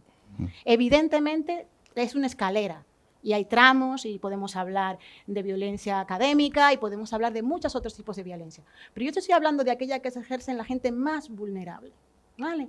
Estoy totalmente de acuerdo. Exactamente. El tema es que el funcionario no tiene la posibilidad ni la capacidad. Pero ¿quién la tiene? El poder legislativo es el que decide, el que legisla, el que decide qué es lo que aparece en la norma jurídica. Luego será el funcionario el que tendrá que ejecutar. Y ejecutará en base a eso. Si se sale de ahí, ya tiene un problema. Y de hecho se le puede solicitar responsabilidad disciplinaria si se sale de esas normas. Claro. Y también se ha hablado, y de acuerdo, y en parte sí, parte no, porque también ya es algo mucho más amplio, ¿no? Se ha hablado de que ser funcionario es voluntario. Yo creo que si se pregunta actualmente a la gente joven, ser funcionario no es voluntario. De hecho, es un problema muy grave, porque están entrando en la administración... Mira, lo que yo sé que no se elige es ser pobre. ¿Qué, perdón? Lo que estoy segura yo que no se elige es ser pobre. ¿Vale? Sí, pero te lo digo para que intentes. Sí, pero yo no voy por ahí. Estamos de acuerdo. Estamos de acuerdo en eso. Claro, cuando digo eso, que sé que es una reducción, porque estamos hablando en un tiempo limitado, cuando digo eso es que es una persona... hace una carrera, invierte dinero y hace unas oposiciones, es una decisión que toma. Toma esa decisión, ya sea que la tome por vocación, ya sea que la tome como salida laboral, por lo que sea, es una decisión. Ahora, lo que te digo yo es que ir a pedir comida a Cáritas no es una elección que tú tomas. Pero es que no, si Y estamos cuando de yo me acuerdo, pero es que no estamos hablando de exactamente, eso. entonces lo que te quiero decir es que cuando yo he hecho lo que yo he presentado, he hablado de violencia administrativa centrado específicamente en la gente que está en riesgo de exclusión social y pobreza y cómo esas personas no llegan a ese legislador que tú mencionas. Si llegan, también votan. ¿Cómo? También votan. Pero ahí ya vamos Vale, a otro terreno. Vale. Pero yo no estoy hablando de las personas con pobreza, estoy hablando de a quién hay que pedirle responsabilidades. Es decir, a la administración se le puede pedir responsabilidad. Pero si la administración está actuando en base a unas normas jurídicas que están planteando por el Poder Legislativo, el problema será ahí, en el Poder Legislativo. Yo creo que aquí en esta sala todos estamos de acuerdo, o por lo menos todos estamos en contra de la pobreza. Nadie está a favor de que existan Yo pobres. conozco más de uno que sí, ¿eh? Bueno, por lo menos en esta sala yo creo que todos estamos de acuerdo en ello. Ahora, el tema es cómo acabar con eso. Igualmente, voy al inicio. Si vamos a hablar de violencia administrativa, ¿qué es violencia administrativa? Violencia administrativa es tal como está planteado el procedimiento administrativo. Violencia administrativa es todo lo que causa y todo lo que genera en el individuo. Ahí es donde voy.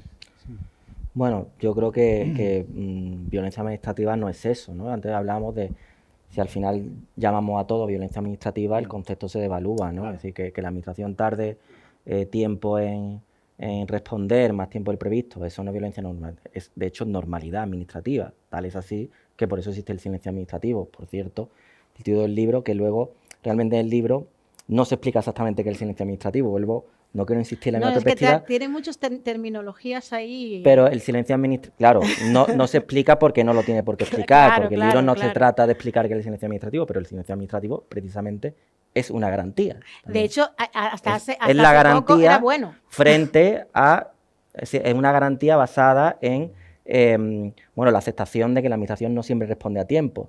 Y frente a eso existe el silencio administrativo, que es el efecto jurídico que produce el transcurso del plazo máximo, positivo o estimatorio en unos casos, desestimatorio en otros, ¿no? Pero quiero decir que es una garantía en el sentido de que, bueno, no permite a la administración que esté sine die manteniendo procedimientos sin resolverlos, ¿no? Si no cumple en plazo, el procedimiento se resuelve y eso te abre una vía de recurso. Por tanto, realmente es una garantía, ¿no? Pero volviendo a lo que decía, violencia administrativa, lo que mencionan no es violencia administrativa, es casi lo contrario, es normalidad administrativa, ¿no? Violencia administrativa, bueno, pues puede ser, yo creo que no se puede, centrándonos en el procedimiento administrativo y no exclusivamente solo en las cuestiones de pobreza, es difícil decir que es violencia administrativa porque yo creo que está muy en función de las circunstancias, ¿no? Bueno, violencia administrativa, yo creo, alguna vez hablando de este tema con Sebas, pues podría ser el sufrimiento de una angustia que no esté justificada, ¿no? Puede ser violencia administrativa, lo que pasa que de niveles muy distintos, ¿no? Hay quien por algún error de la administración se está jugando la vida, ¿no? De los casos extremos de los que hablamos cuando hablamos de pobreza, y en otros no te está jugando la vida, sufres una violencia, bueno, pues relativa, ¿no? Es que será sí, en función de tu pierde este trámite, pero bueno, tampoco. Entonces, bueno, decir violencia administrativa, pues. Qué miedo no le tenemos decir, al ¿no? término. No, pero yo creo que Curro ha traído a colación algo muy interesante, sobre lo cual yo hoy también pensaba y tenía la esperanza de que viniera Alberto Downis, un compañero de Derecho Penal que precisamente está trabajando en estos temas, y porque realmente los penalistas tienen bastante trabajado, ¿no? O sea, y tienen ahí, bueno, pues, cuando estamos hablando de cuándo podemos considerar algo violento, la idea de dolo, la idea de culpa, ¿no? La idea de imprudencia. Y claro, y a mí me parece también, lo decía al principio, me parece importante ser cautelosos a la hora de etiquetar algo como violencia administrativa para preservar el valor denunciativo del término, ¿no? Obviamente, la historia de la que habla Sara Mesa en Silencio Administrativo es que es una historia que no es una historia aislada, ni mucho menos. Es decir, la historia de una mujer sin hogar que intenta llegar a... Bueno, que solicita una renta mínima de inserción, que de entrada tiene... Bueno, tiene la dificultad de no tener de no estar empadronada, que tiene que, abro comillas, engañar a la administración, es decir, que tiene que fabricarse un domicilio falso para que pueda seguir, ¿no? Y que una y otra vez pues ve que de repente afloran documentos que debía haber presentado pero que no se anuncian en ningún sitio. Yo tengo esa experiencia, obviamente no me jugaba tanto. Claro, cuando estamos hablando de esto hablamos de violencia claramente porque te está jugando, es alguien que está en la calle, ¿no? Y que tarda casi un año en llegar a esto. Y entonces, claro, claramente en esos términos y obviamente en ese ámbito de la lucha por la pobreza, yo creo que ahí es bastante incuestionable.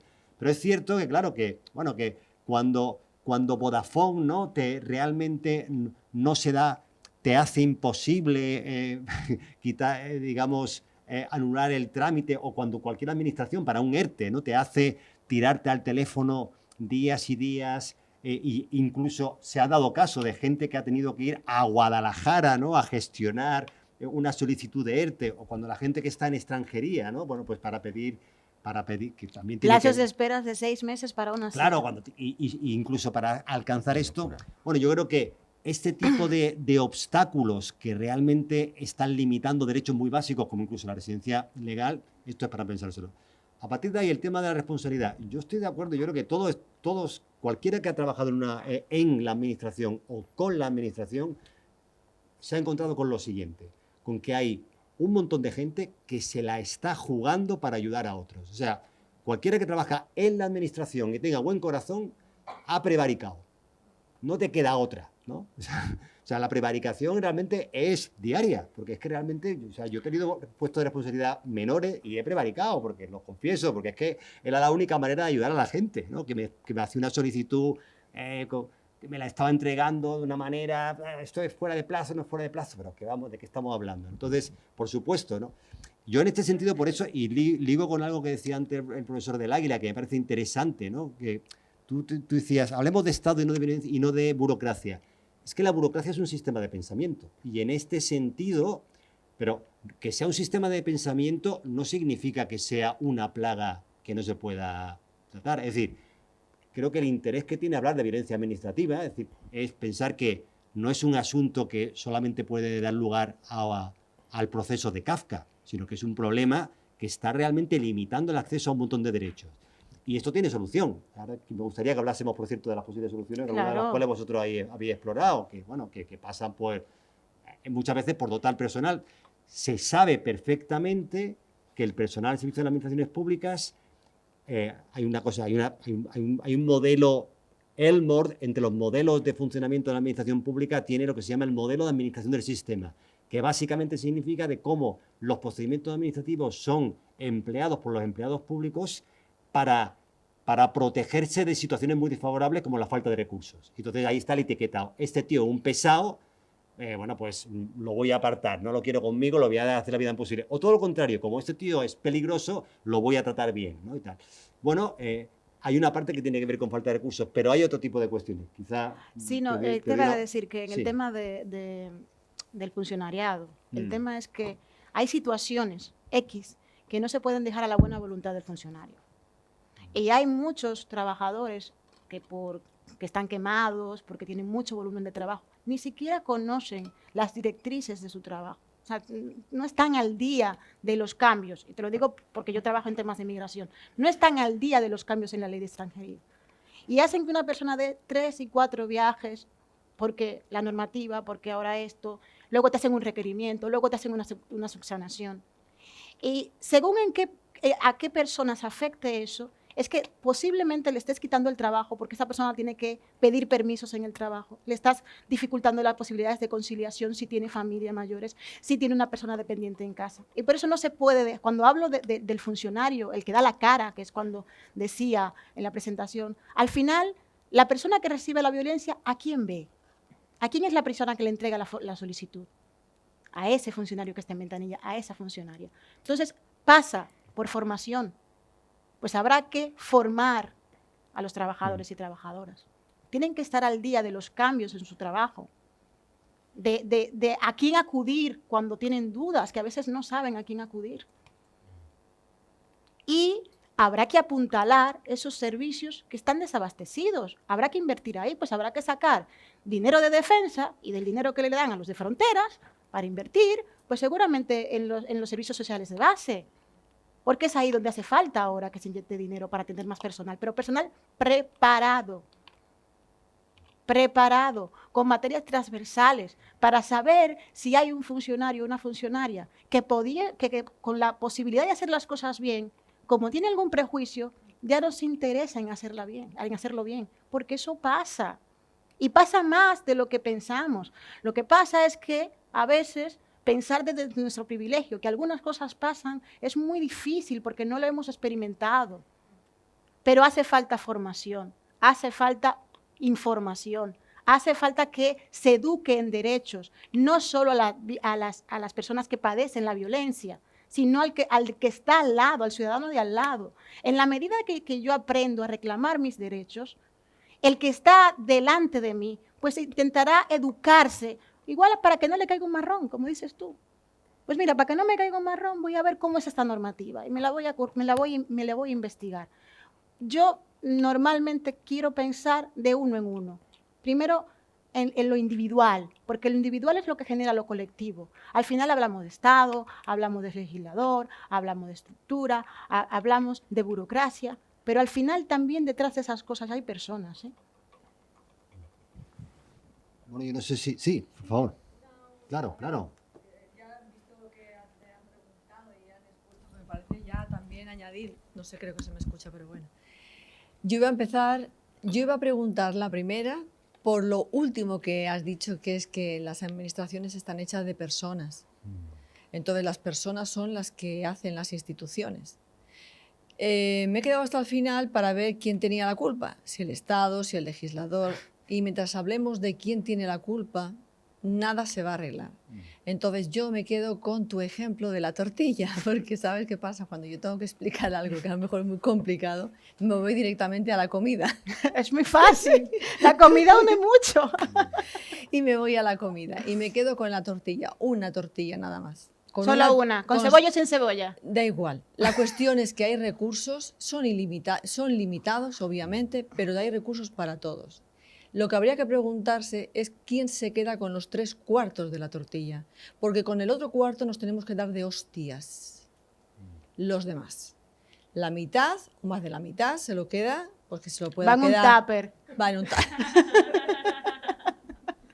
Como el que me traigo yo. Entonces quizá ahí tendríamos que también poner el acento, quién se queda con esa parte de los recursos que no llegan a los servicios sociales, como ha dicho ella de base, que en el mes de marzo se quedan ya sin líquido para poder dar esa emergencia social y tantas cosas, ¿no? Pero bueno, como me ha hecho lo de la tortilla es muy significativo, quería terminar con eso y que las instituciones no nos olvidemos que son personas y las personas hacen las instituciones. Y lo que tú dices, Sebastián, que al final, si queremos, en la misma institución, está en la Universidad de Málaga, donde estemos, hacemos lo que haga falta, incluso rayamos, si puede ser posible, para poder hacer bien a alguien, ¿no? Y en eso está en la persona. Y la Universidad de Málaga son personas. Y depende de quién te toque al otro lado de la ventanilla, ¿no? Pero bueno, obviamente viene de arriba. Ya está. Sí, no, me parece muy interesante esto que tú dices, pero a mí me gusta pensar también en soluciones sistémicas, quiero decir, porque efectivamente que existen las buenas personas, o sea, que existe el bien y existe el mal, pero realmente, y yo estoy con mi experiencia es que hay más bien que mal.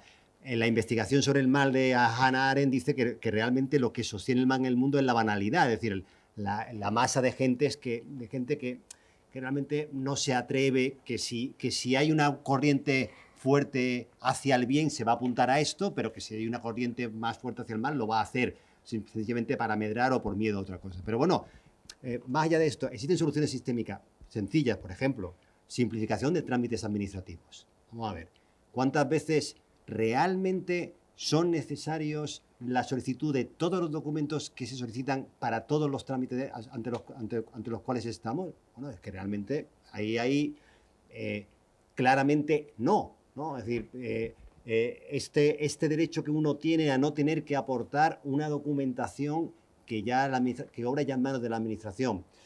Bueno, yo creo que esto es un derecho a ejecutar. yo tengo un compañero nuestro, Juan Manuel Aillón, también profesor de Derecho Administrativo, él está muy confiado en la inteligencia artificial. Él dice que estamos en el peor momento, es decir, un momento donde la inteligencia artificial todavía no está dando sus mejores frutos y realmente, bueno, pues estamos transitando a lo digital, pero un digital bastante cutre, con muchas caídas y tal. Si hacemos casos a David Graeber, y creo que tiene razón, es decir, David Graeber lo que te plasma es que han existido extraordinarios avances tecnológicos y eso no ha redundado necesariamente en facilitarnos la vida.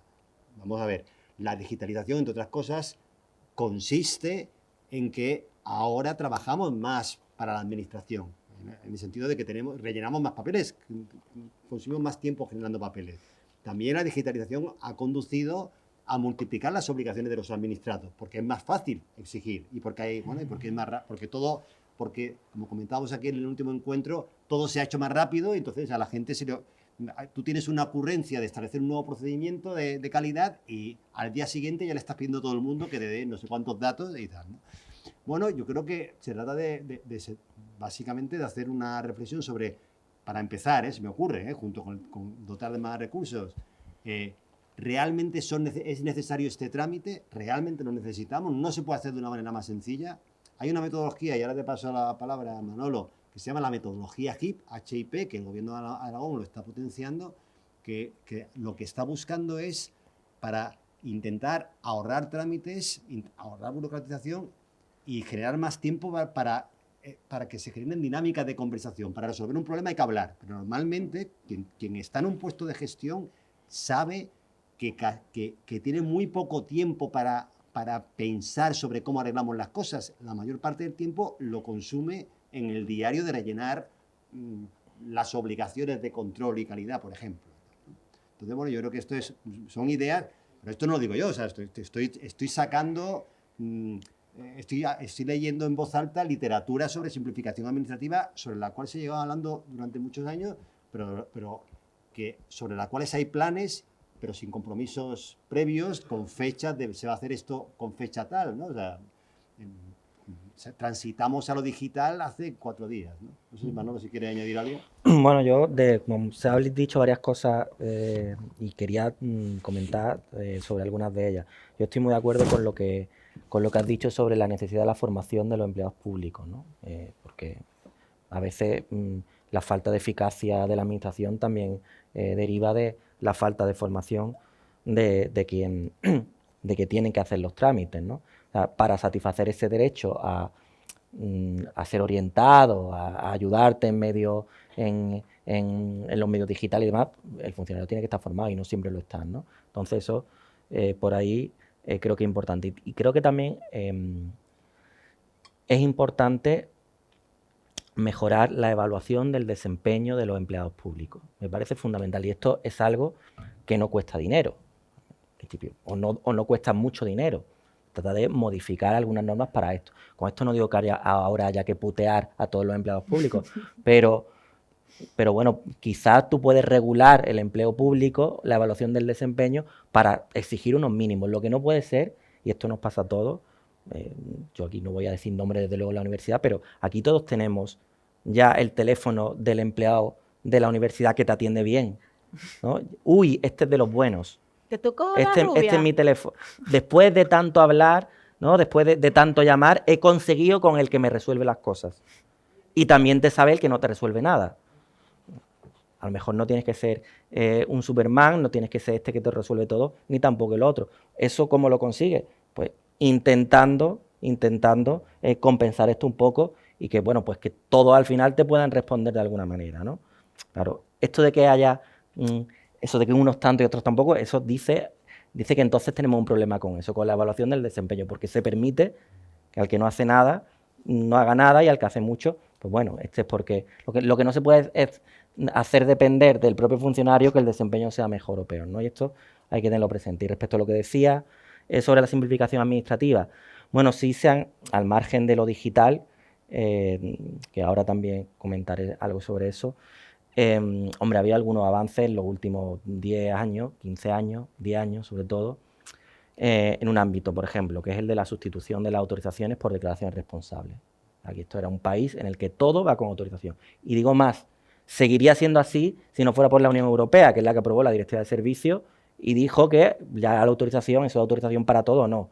Que autorización solo cuando haya razones imperiosas de interés general que lo justifiquen. Y eso ha permitido que en muchos ámbitos la autorización haya sido sustituida por un medio de intervención administrativa que es menos agresivo, que es la declaración responsable. Por tanto, algún avance ahí creo que sí ha habido, ¿no? Y respecto a la digitalización, yo creo que estamos en un punto complicado de mucha caída de sistemas y que ahora mismo ayuda en muchas cosas, pero yo si hago un balance, mi balance es negativo por mi experiencia, que claro que es la mía, ¿no?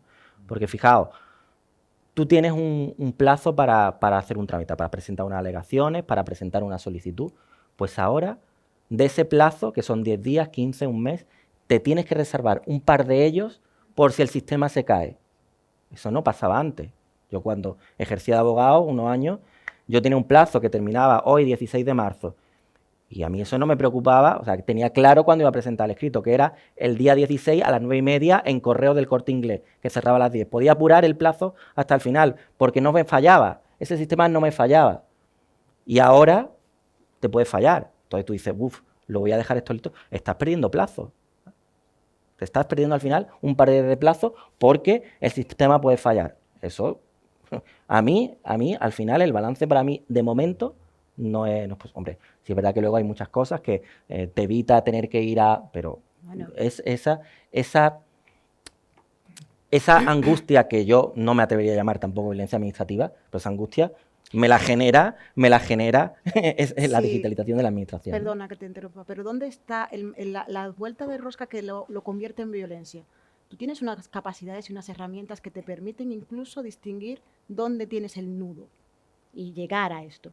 Pero es que hay muchísima gente que igual no tiene ni el equipo ni la forma de llegar a ese procedimiento, de hacer esa digitalización, que necesita apoyarse en una tercera o cuarta persona que le quita la autonomía para hacer una gestión que antes hacía por sí mismo.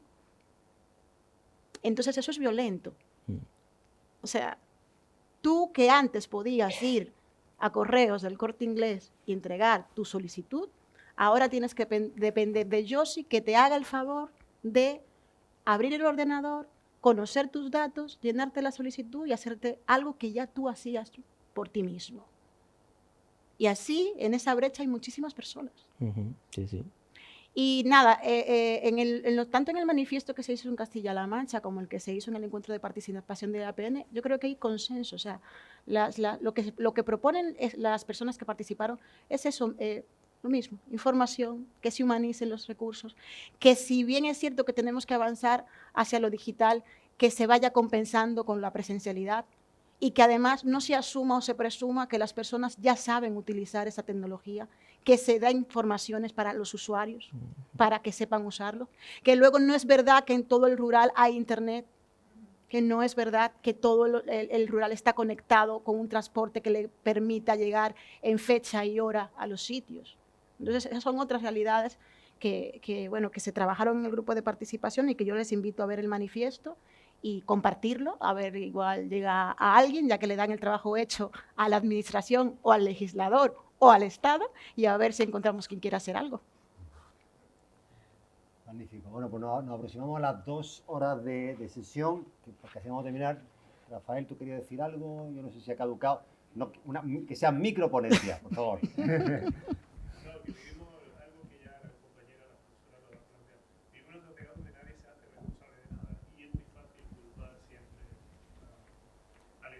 Y generar un poco esa dialéctica de amigos, enemigos, ¿no? Y polarizar de alguna forma. Yo, con respecto al tema de la pobreza, yo no creo que la gente sea pobre porque hay unos pocos ricos.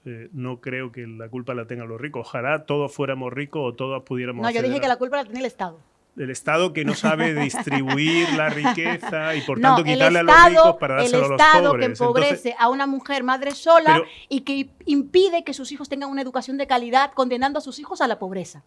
A ese es el Pero que... es que ese maniqueísmo dualista de nosotros somos la víctima, ellos son los culpables, yo no creo que eso me roza más en el populismo. Yo no creo que las cosas sean así. La pobreza es mucho más compleja y el Estado es mucho más complejo. Y el tema de la riqueza y la falta de distribución de la riqueza tiene que ver con otros problemas. Como sociedad occidental, como el gran geriátrico que somos en Europa, ¿no? ¿Tú sabes cuál es el problema? Tenemos es que al final... Disculpa, que me hice un viaje muy largo. Disculpa, escúchame. ¿Tú sabes cuál es el problema? Que estamos demasiado acostumbrados a que el mundo nos los cuesten los 3 académicos de turno.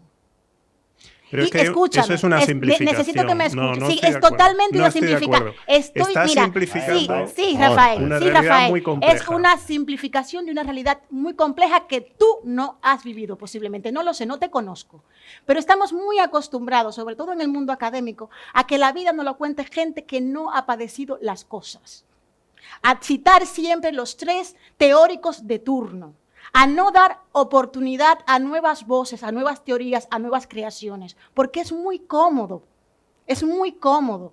Si yo te preguntara a ti cuánta diversidad de toda esa literatura que tú comentas hay en lo que has leído, seguramente me vas a citar a los 3 de turno, porque seguramente, escúchame, seguramente, seguramente, sí, estoy suponiendo. Estás presuponiendo muchos datos, muchas cosas. Sí, estoy Vaya, presuponiendo, como tú lo has hecho conmigo. Tú me has dicho que simplifico, que es un discurso dualista, y lo has dicho incluso maniqueo, con cierto... Sí, con maniquismo. El bien y el mal. Exacto, sí. Además, el yin y el yang, ¿no? Sí. Además, has dicho que llevo una posición de víctima, que si me victimizo tengo todo el derecho del mundo a contradecirme. Esas son las políticas de identidad. Sí. Tengo todo el derecho del mundo, me asiste a contradecirme, a ser incoherente y a victimizarme si quiero. ¿Vale? Entonces, no te permito que desde esa posición que tienes tú, vengas a cuestionar lo que yo sé que es real, porque lo vivo día a día, no solamente porque la vivo en mi piel, sino porque trabajo con la gente que lo padece. Me parece una falta de respeto. Mira, a mí lo que me parece una falta de respeto es que finalmente una ideología de identitaria, como la que tú te has presentado cuando llegaste, sea la que defina las políticas públicas. ¿Pero qué te ha molestado de mi ideología? Y la ideología identitaria ¿Qué te ha sea de molestado de mi género, identidad? Me permití, pero perdona, Rafael, discúlpame, si me permití mediar. Quiero recordar que el tema de que nos convocaba era la violencia administrativa, ¿vale? Entonces, entiendo que quizá... Hacia las minorías étnicas o las minorías raciales, bueno, o las minorías... Quiero decir, o sea, hacia las minorías identitarias... No, estamos hablando... A ver, pues, disculpadme. Ustedes, perdona, que necesito escuchar. ¿Los demás han escuchado que yo he hecho un alegato acerca de mi identidad? Podría, ¿eh? Te podría dar una clase magistral si quisiera ahora mismo. No me da el tiempo que me tengo que ir, que no he cenado. No he comido por venir aquí desde las 6 de la mañana. Bueno, y tampoco me da la gana. Y soy una mujer negra extranjera. Es lo que soy. Inmigrante. Dijiste. Exactamente. Es lo que soy. ¿Te molesta que me presente así? Pues lo siento mucho. No me lo molesta. Me parece y eso no tiene nada que ver con mi ideología, porque yo vine aquí a presentar violencia administrativa. Bueno, y no, a mí, permitidme que recupere para ir terminando, porque por la hora... Solamente un asunto con respecto a esto, ¿no? Y es que ciertamente la violencia administrativa es un fenómeno que existe, pero que se ceba en ciertos colectivos, lo sabemos, y que se alía con los prejuicios. O sea, digamos, la administración sospecha de todos, nos trata a todos con desconfianza. De hecho, y en España muy particularmente, bueno, quien es académico, tú lo eres, pues sabe que, bueno, que tenemos que ir al extranjero, tenemos que pedir un certificado antes del resultado. Ahí está la cola de los españoles pidiendo el certificado para probar que han estado aquí, ¿no? O sea, una cosa...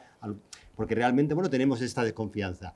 Pero existiendo esa desconfianza generalizada, también es cierto que existe una desconfianza mayor sobre ciertos colectivos. Y, bueno, y lo comentábamos antes, en este sentido, bueno, es que las exigencias que hay para ofrecer ciertas prestaciones, por ejemplo, la exigencia de empadronamiento para tener una renta mínima de inserción, hay algunas veces que son rayanas a lo absurdo, ¿no?